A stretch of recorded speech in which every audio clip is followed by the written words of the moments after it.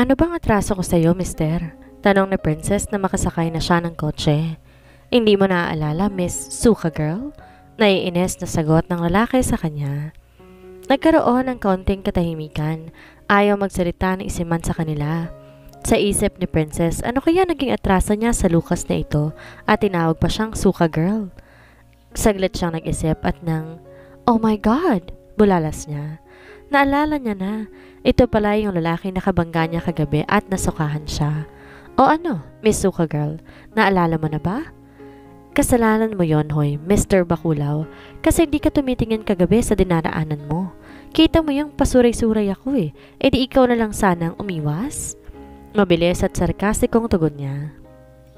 Dahil sa sobrang pagkainis, tinakpan na lang bigla ni Lucas ang brake ng kanyang kotse at kung hindi pa siya nakapag-seatbelt malamang, tatama ang ulo niya sa salamin ng sasakyan.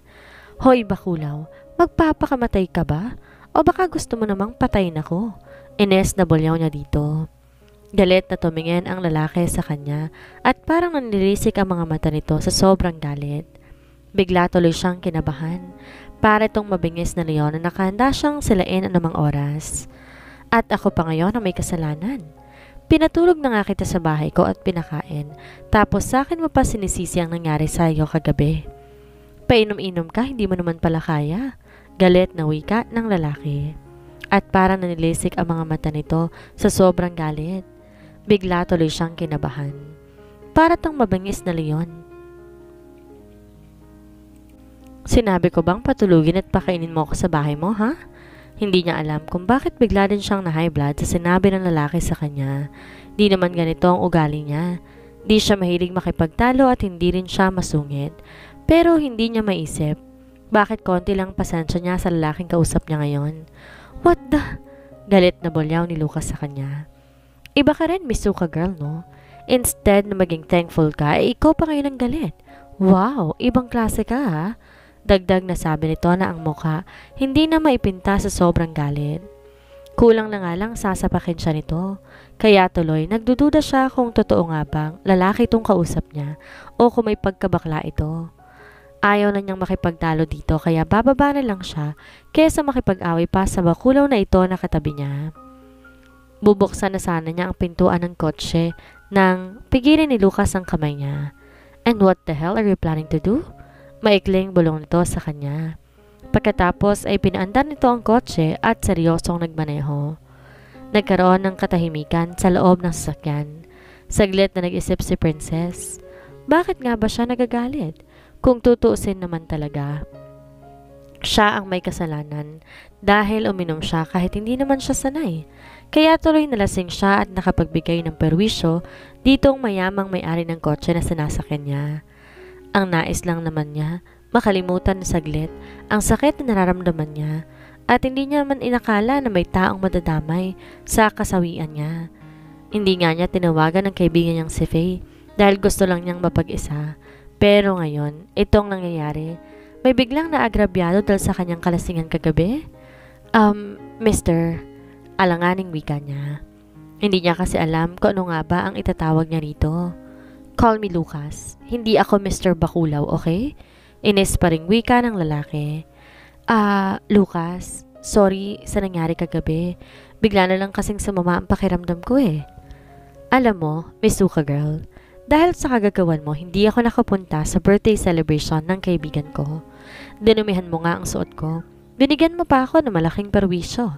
Pabulyaw na namang wika ng lalaki. Sa isip niya, hindi yata marunong makipag-usap ng maayos itong Lucas na to. At wala tong ibang alam na gawin kundi ang sumigaw na akala nito bingi ang kausap niya. Kahit gusto niyang makipagsagutan dito pero nagpipigil na lang siya dahil kasalanan naman talaga niya ang lahat. Ngunit ang salitang na perwisyo niya kagabi, itong lalaking katabi niya, ay mukhang masakit yata sa pandinig niya.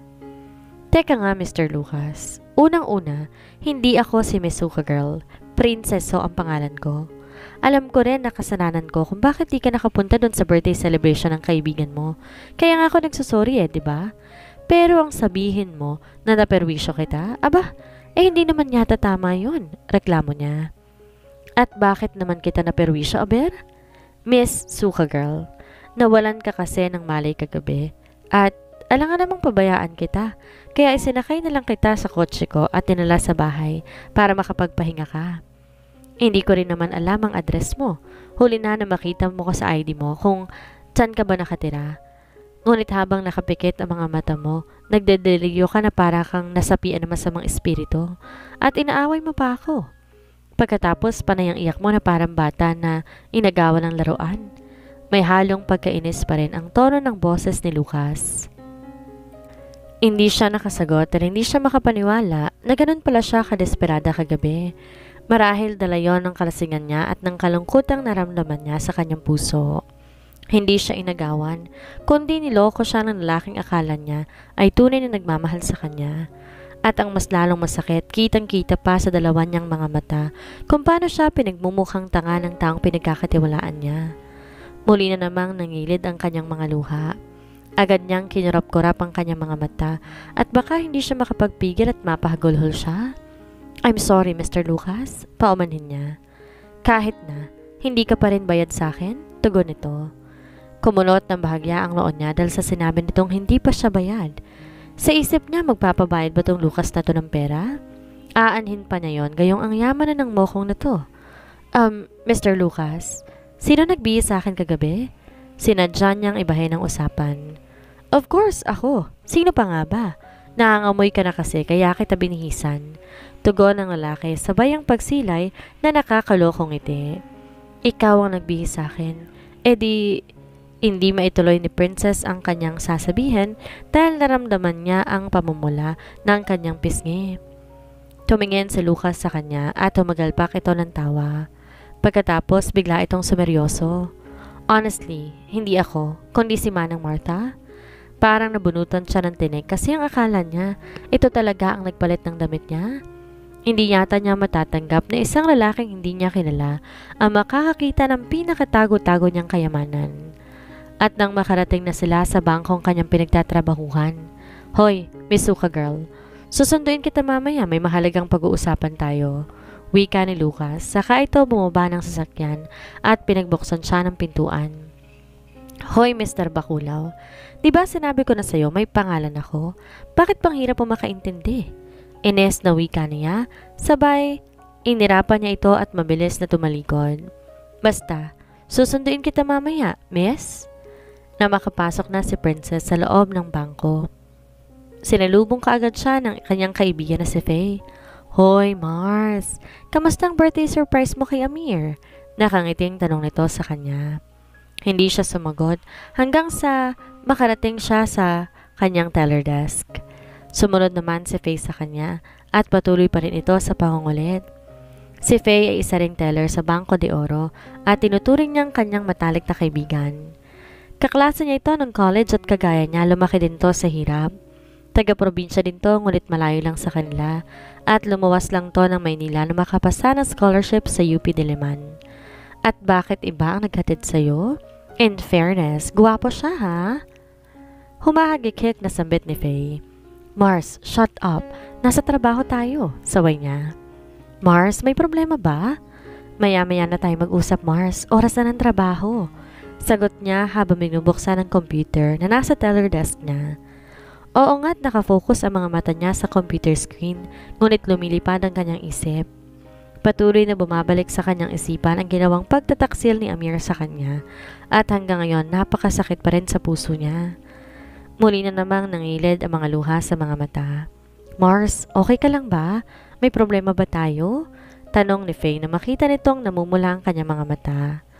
Umiling siya at sinabing okay lang siya, ngunit nararamdaman niyang naninikip ang kanyang dibdib, kaya bigla siyang tumayo at tumakbo papunta sa ladies' room. Nagtataka naman si Faye kung anong nangyayari sa kaibigan niya, kaya nag-excuse muna siya sa kanilang mga kasamahan. Buti nilang hindi matao ang bangko ngayon at konti lang ang customer sa loob. Marami din naman silang teller, kaya okay lang na aalis muna siya saglit sa teller desk. Doon sa loob ng ladies' room, binuhos ni Princess ang kanyang matinding emosyon. Humahagulhol siya ng iyak dahil sobrang masakit pa rin sa puso niya ang ginawa ng kanyang nobyo.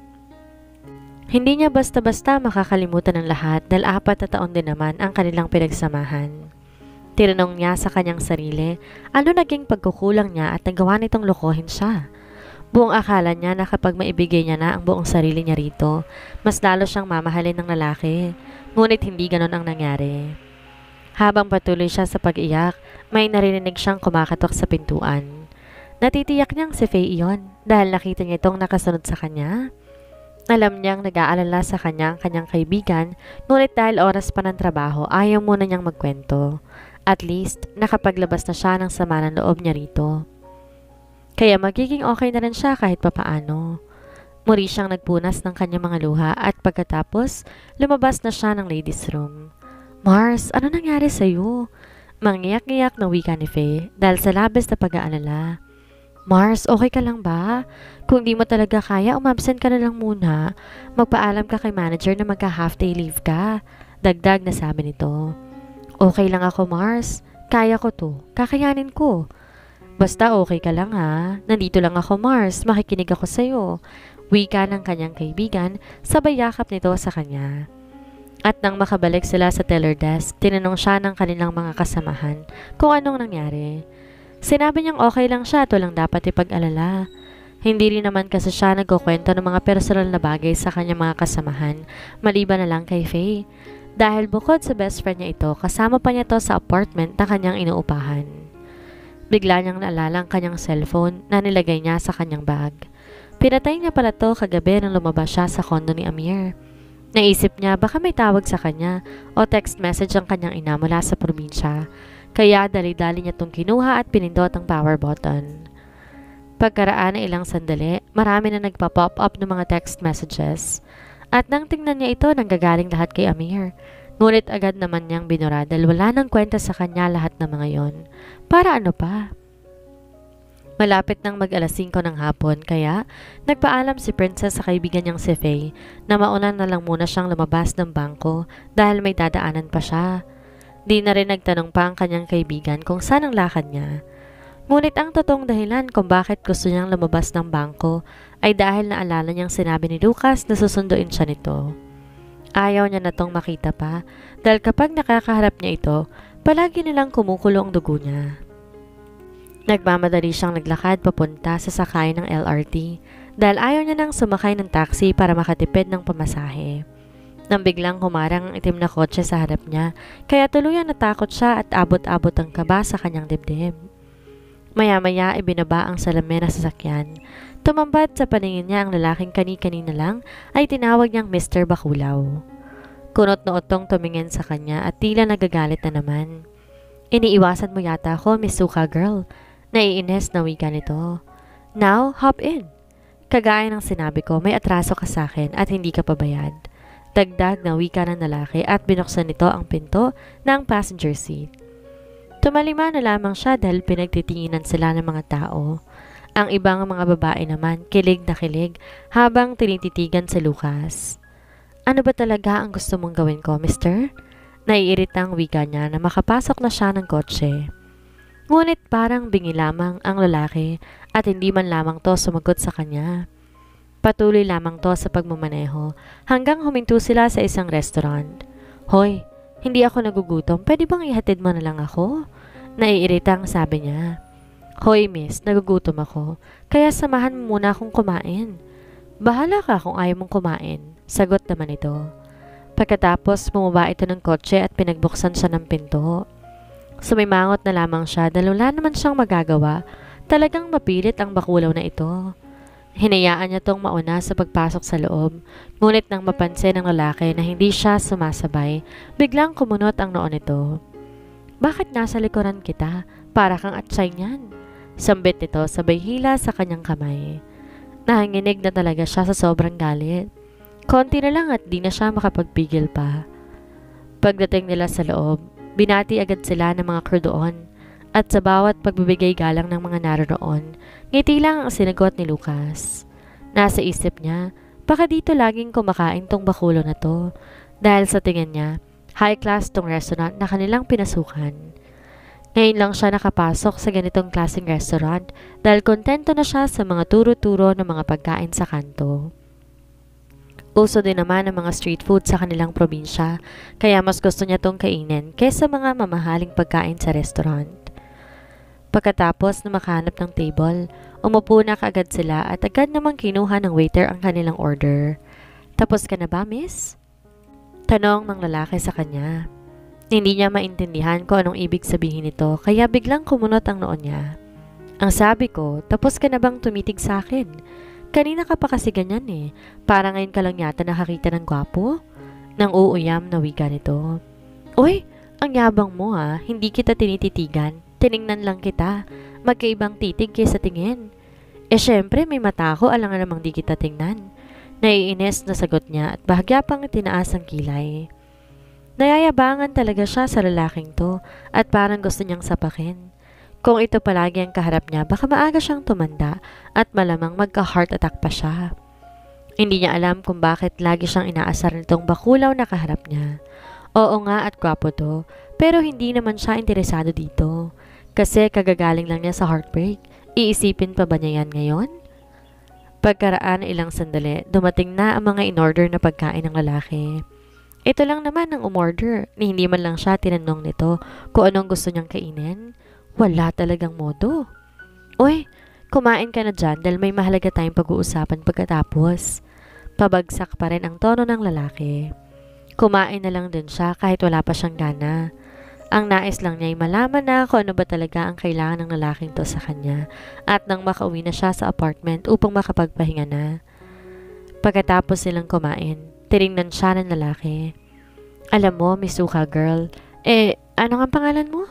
Tanong nito. Princess ang pangalan ko, hindi Suka girl. Talagang pikon na siya sa lalaking to. Kulang na lang sa pakin niya to sa panga at ng matauhan. Aba, marunong yata siya ng karate kasi tinuruan naman siya noon ng tatay niya for self-defense. Kailangan ko isang babaeng ipapakilala ko sa lola ko bilang fiancé. Pagsisimula nito, nabigla siya sa kanyang narinig dahil sa isip niya ano namang kinalaman niya roon. Kinuwento ni Lucas na may sakit ang lola niya at may taning na ang buhay nito. Ang tanging hiling lang na matanda makapag-asawa siya bago man lang to pumanaw. At gusto mong ako ang magpanggap na fiancé mo? Tanong niya rito. Exactly.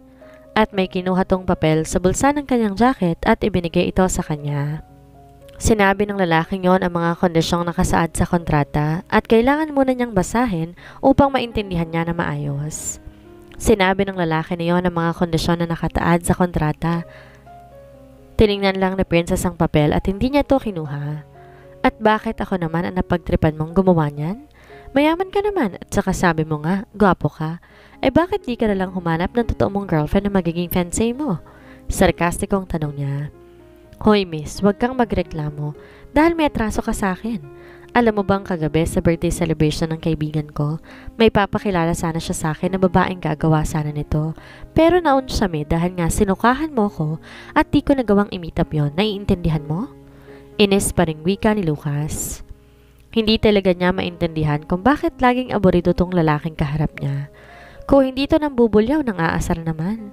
Napakasungit at napakagaspang na ugali. Pinalaki yata sa poder ng lola kaya nagkaganito. Kasi sabi nila, kapag ang apo raw pinalaki sa poder ng lola, kadalasan magiging spoiled daw. Kaya naisip mong ako na lang? Ibang klase ka rin, mister. Di niya na ituloy ang nais sabihin dahil tiningnan na siya na masama ng lalaki. What, miss? I want to make this clear to you. Hindi ako nakikipaglokohan dito. Seryoso ko, kaya pwede ba makipag-usap ka na maayos sa akin? Una, ikaw ang napili ko dahil may atraso ka sa akin. Sa pamamagitan nito, makakabayad ka na sa malaki mong atraso at perwisyong ginawa sa akin. Tapos magkakapera ka pa. 10 milyon ang kabayaran to, miss. Malaking pera na rin yun, di ba? Ang gagawin mo lang, magpanggap kang fiancé sa lola ko at magiging bride kita. Wika ni Lucas. Magiging bride? Magpapakasal tayo? Tugon niya na bahagyang nanlaki ang mga mata. Hindi niya akalaing ganon ka-weird ang lalaking to at kailan pang gumastos na malaking pera para humanap ng peking fiancé na magiging bride nito. Basahin mo na lang kasi nakasulat dyan sa papel. Marunong ka naman sigurong magbasa, di ba? Bibigyan kita ng 1 linggo para makapag-isip ng mabuti, miss. Kapag nakapag-desisyon ka na, tawagan mo na lang ako. Sabi nito sabay abot ng kanyang calling card. I'm sorry, mister, pero hindi ko magagawa yan. Hindi mo alam ang pinagdadaanan ko. Kagagaling ko lang sa heartbreak kaya nga ako naglasing kagabi para makalimutan ko yung walang hiyang lalaking nanloko sa akin. Tugon niya at nagsisimula na naman na maging emosyonal. Alam ko naman yan, miss. Kasi sabi ko nga kagabi nagdidelirio ka at may pangalan kang binanggit. Amir ba yun? Kaya naisip ko siguro niloko ka ng lalaking yon dahil hindi naman naglalasing ang babae ng ganon kung walang mabigat na dahilan. Biglang sumeryoso ang mukha ng lalaki. Babayaran na lang kita sa perwisyong ginawa ko sa iyo, mister. Pati na rin sa pagpapatulog at pagpapakain mo sa akin sa bahay mo. Pati na rin tong damit na suot ko. Aniya at bahagyang iniwas ang tingin sa lalaking kaharap niya. Babayaran mo ko. Sarkastik ko tong ngumiti bago muling bumaling sa kanya. Miss, alam kong konti lang sinusweldo mo sa bangkong pinapasukan mo.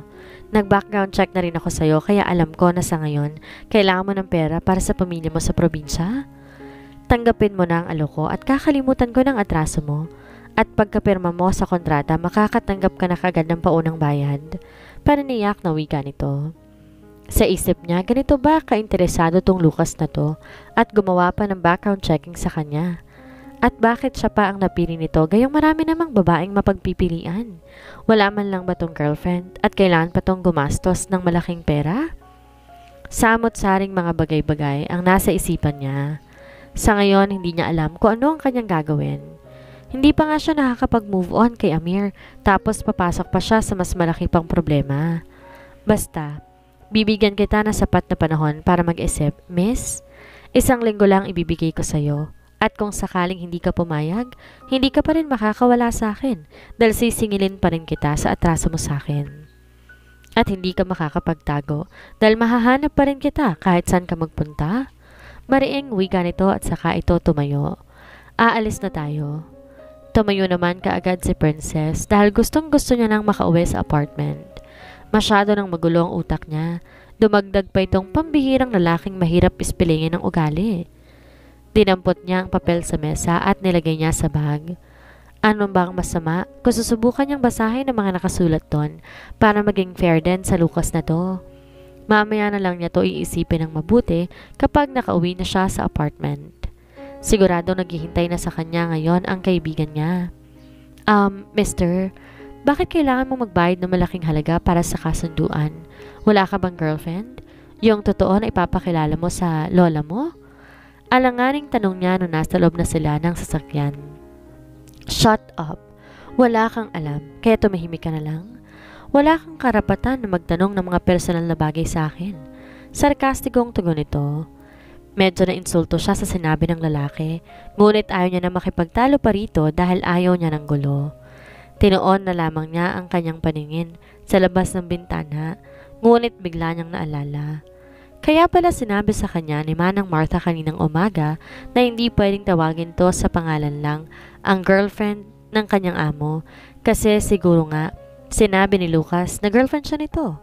Gago talaga itong bakulaw na to eh. Sinulyapan niya saglit ang lalaki para tingnan ang ekspresyon na mukha nito. Hindi naman to nagagalit o kaya naiinis. Seryoso lamang to sa pagmamaneho. At bakit pasulyap-sulyap ka dyan, miss? Attracted ka na ba sa akin?